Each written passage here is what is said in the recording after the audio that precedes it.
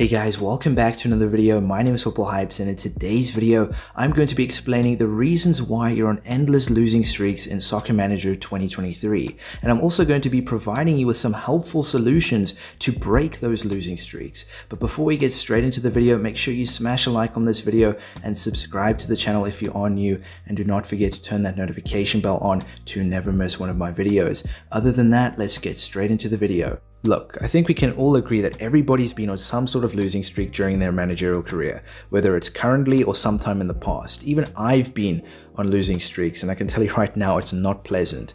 And therefore, I'm here to help you out today. I'm here to provide you with some tips to help overcome those losing streaks, to break those losing streaks so that you don't have to go through that again. So let's jump straight into the video. So the first reason why you're going on these endless losing streaks is probably for the most obvious reason, and that is your tactics. If you're using a system, a set of tactics that's just not working out, and you're using the same system week in, week out, every single game, a system that your players cannot adapt to, you're going to go on this endless losing streak. Remember, if you're starting a player in an unpreferred position, or if you're assigning a player to an unpreferred role, all of these factors contribute to why you're going on these losing streaks. Now, in this situation, what you ultimately want to do is try a new system, try some new tactics, but what you want to do is build a system around the players that you've got, build a system that your players can adapt to. You want to be able to start your players in their preferred position and, play them in their preferred role, because this ultimately will improve their performances in their current position. And this will change the dynamics on the match day, improving your experience as a manager and providing you with better outcomes. Look, I'm not saying the next system that you try will be the one. You might have to go through a whole bunch of tactics before you find the right one that is suitable to your style of play. But I can tell you right now, it's far better than using a system where you're just losing all the bloody time. So changing your system to a better system will just improve your results in a whole. Moving on to the second reason why you're going on these endless losing streaks, and that is because you're not listening to your assistant manager. Now, I'm not saying your assistant manager is the sharpest tool in the shed, but your assistant manager does provide you with some insight throughout the live match that you might not be able to see. Whether your assistant manager is criticizing your decisions or praising your decisions, you've got to take his opinions with a pinch of salt. Your assistant manager may tell you that the midfielders are struggling, or your defense is struggling, or your system's just not working. And in this situation, you want to make a change. You want to make a change to your mentality. You want to change the system, because if you don't, this may lead to a negative outcome of the opposition potentially scoring. Now, I'm not saying that you should listen to everything that your assistant manager says, but if your assistant manager is praising you and telling you that you're strong down the left-hand side, change your instructions to attacking style down the left-hand side.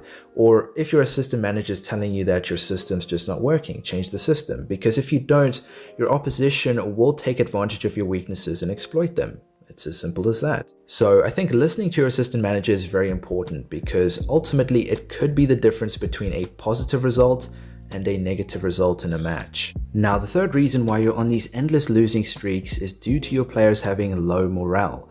Now, when your players have low morale, it pretty much means that they're unhappy. And when a player is unhappy, they don't tend to perform too well. As you can see, Harry's, the rating for his previous 5 performances have been 4, 5, 5, 6, and 3. And that's just not good enough. That's below average. Now, the reason for Harry's performing so badly is I haven't started him in his preferred position. Look, there may be many reasons why a player has low morale. It may be due to low wages, being added to the transfer list, or the most obvious reason, and that is bad performances. Now, there's 2 methods that you can use to increase a player's morale. The first one is meeting a player's needs. If a player is complaining about low wages, increase their wages. If a player has been added to the transfer list, remove them from the transfer list. And if a player is not performing too well in their position, just change their position to their preferred position and they'll perform a lot better, which will automatically increase their morale.